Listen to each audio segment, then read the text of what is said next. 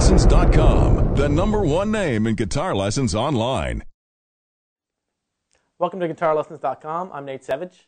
In this lesson, we're going to learn all about the notes on the fretboard and how to find any given note on the fretboard. And there's one thing that you need to be aware of and that you have to remember so that you're not going to end up calling a G sharp or something like that. Here is what you need to remember. You need to know that there's a half a step, just one fret, in between E and F and B and C.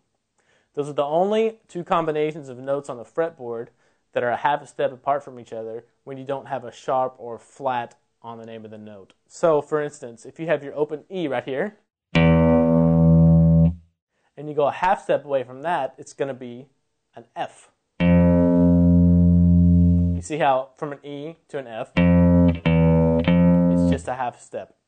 Now, if you had any other notes besides a B and C on the fretboard, take a G, for example, and just went a half step from there, it wouldn't be an A, it'd be an A flat.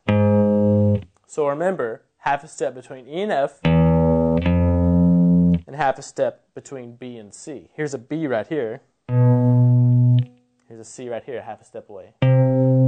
Now, one way that you can remember this or visualize it is if you look at a piano and see the two white notes that are next to each other without a black one in between. That happens twice on the piano over and over again, but it's going to be an E and F and a B and C. An E and F don't have a black note in between, and a B and C don't have a black note in between either. So that's one really good way to be able to memorize that E and F and B and C only have a half a step in between them. So let's build a G major scale. Start on your G. Go a whole step to an A, whole step to a B, a half step. There's only a half step in between B and C, remember, so the next half step up would be a C. Now we need a whole step. A whole step is a D. Another whole step is an E. A whole step again, not a half step. If we wanted a half step, we would have an F, but we need a whole step. So we take that F and put a sharp on it.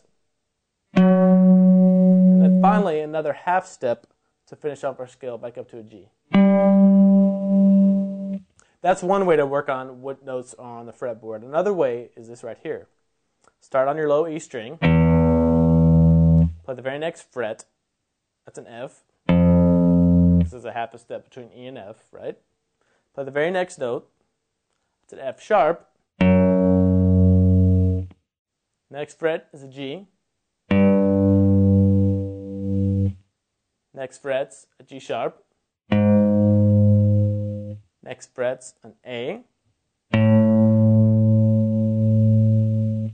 Next fret, put an A sharp. Next one, B. Now there's a half a step in between B and C, remember, so this is going to be a B sharp. There's no such thing as a B sharp. It's going to be a C. Next fret's a C sharp. D. D sharp. And E.